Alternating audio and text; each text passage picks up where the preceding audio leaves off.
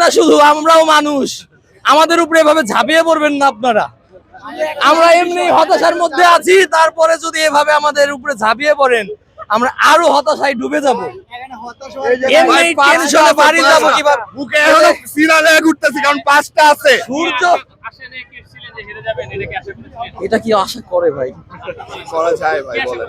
আমি আশা করেছিলাম আজকে জিতবো, শুধু আশা করিনি, তর্ক করেছি, বিতর্ক করেছি বন্ধুর সাথে, বাসায়, ফ্যামিলির সাথে, ভাইয়ের সাথে, বোনের সাথে, আশেপাশের লোকজনের সাথে। আশা করেছিলাম প্রথমে যেদিন মরক্কোর সাথে খেলা হলো, ব্রাজিল যে ছন্দময় ফুটবল সেটা ফিরে এসেছিল, সেজন্য ভেবেছিলাম যে আসলে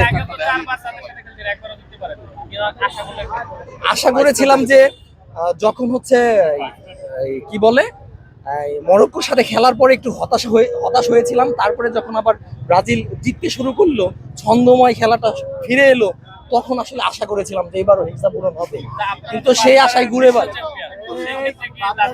হ্যাঁ, 5 বারের বিশ্ব চ্যাম্পিয়ন ঠিক আছে, কিন্তু হয়েছে কি যে আসলে সেই 2002 সালের পর থেকে যে বিশ্বকাপ খরা, ট্রফি খরা, সেই খরায় পড়ে গেছি, সেখান থেকে বের হতে পারছি না, সেজন্যই হতাশ, সেজন্যই খেলার সবচেয়ে খারাপ দিকটি কি ছিল বলে আপনি মনে করছেন?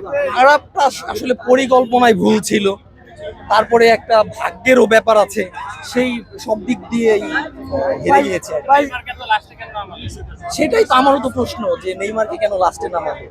কোচের যে পরিকল্পনা, ফ্যামিলি এই কি বলে যে দলগত পরিকল্পনায় সেখানেই ঘাটতি ছিল ব্রাজিলের, সেজন্যই তারা হেরে গিয়েছে। 2030 সালে ইনশাআল্লাহ কামব্যাক হবে। জি পেনাল্টি মিস নেই। হ্যাঁ হ্যাঁ, এই যে সেখানে যে ভিনি পেনাল্টিটা মারলো না, সেখানেও একটা আমাদের দুর্ভাগ্য। এই যে আপনাদের নিয়ে দেখলাম ভুয়া বস স্লোগান দিচ্ছিল বা টোল করা হচ্ছিল। এই জন্যই তো এইগুলাই তো নিতে পারছি না। নিজের দল হেরে গেলে ঠিক আছে, মেনে নেওয়া যায়, কিন্তু এই যে আর্জেন্টিনার সমর্থক, এই যে ওই পাশে দেখলাম যে আসলে ধাক্কাধাক্কি হচ্ছে, এরকম অবস্থা।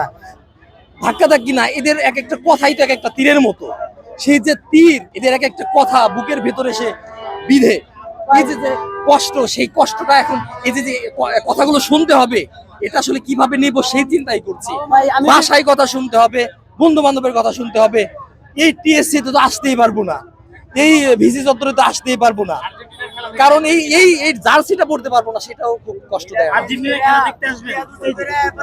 আর্জেন্টিনার খেলাটা অবশ্যই দেখতে আসবো, সেখানে মিশরকে সমর্থন করতে হবে, কারণ আর্জেন্টিনাকে যতক্ষণ পর্যন্ত যে কয় ম্যাচ পর্যন্ত হারাতে না পারবো, ততদিন পর্যন্ত আসলে আমাদের